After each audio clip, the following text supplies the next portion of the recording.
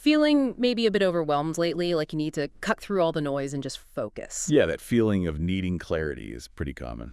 Well, today we're diving into something interesting related to that. This idea of a phase of isolation. We came across an article discussing it, mainly framed around men, but the core concept is broader. Exactly. So our goal here isn't to endorse that specific framing, but to really understand what this isolation phase is supposed to be about. What's the core idea?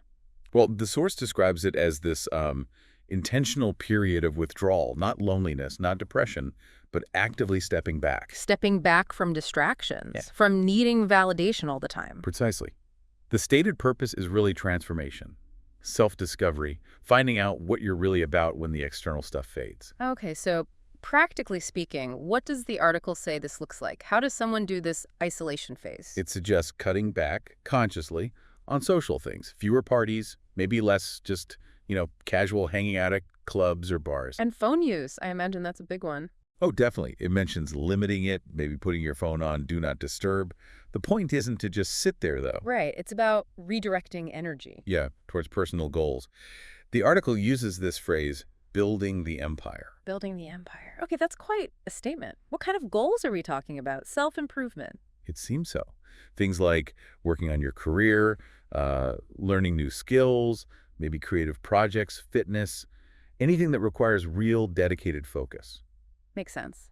Less input, more output, maybe. Kind of. Reducing the noise to concentrate on what you want to build or achieve. The article also touches on the social side, how relationships might change during this phase. Yeah, it suggests that some connections, maybe the more superficial ones, might just fade away. Because you're not constantly on or providing entertainment, perhaps. That seems to be the implication. It's presented as a sort of natural filter for relationships, revealing which ones are based on something deeper. Okay, let's get into the internal stuff. The article claims isolation helps you see your own flaws, your weaknesses and distractions. Exactly. When you cry at the external world, the internal landscape becomes clearer. You notice your own habits, your procrastination, maybe your dependencies. Like you can't blame the environment anymore. Sort of, yeah. It's about self-awareness. Seeing where you're getting tripped up without the constant feedback loop of social life. The article really stresses taking ownership here. And this aligns with some psychological ideas, right? Reduced cognitive load. It does. When you minimize external demands, your brain actually has more resources for focused attention on, those internal goals or self-reflection. But the source doesn't paint it as easy, does it? It mentions temptation. Oh, absolutely not. It highlights the challenge, the pull to go back to comfort, to easy distractions, to familiar social patterns. That's seen as the major hurdle. Resisting that is key. According to the article, yes. Pushing through that discomfort is supposedly where the real growth happens. Perseverance is central. And the results. The article gets pretty intense describing the outcomes for those who stick with it. Sharper, fitter, richer, colder, focused like a sniper. Yeah, the language is strong there, definitely leaning into hyperbole perhaps. Colder, that one stands out. Emotional resilience, maybe? Less swayed by others. That could be the interpretation.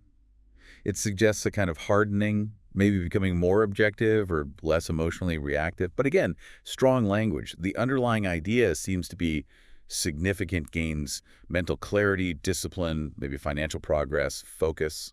And how do others react, according to this view? Initially, maybe not so well. Right. The article suggests initial disapproval, maybe friends wondering what's wrong. But then, supposedly, comes respect for the change, for the results achieved. So if we strip away the dramatic phrasing, Mhm. the core message seems to be that periods of intentional solitude, focused effort away from the usual demands, they can be really powerful for personal development. That's essentially it. The source highlights solitude not as emptiness, but as a potential catalyst, a tool for focused self-improvement and clarity. Okay, so wrapping up this deep dive, we've explored this concept of an isolation phase, a deliberate withdrawal, as described in this one source, aimed at growth. It's certainly a distinct perspective on using solitude productively. And it leaves us with a thought, doesn't it? Something for you, the listener, to consider. Yeah. Regardless of the source's specific take, it prompts the question, how could intentionally creating your own periods of quiet focus, away from the noise and expectations, help you move towards your goals or understand yourself a bit better? Definitely something to mull over.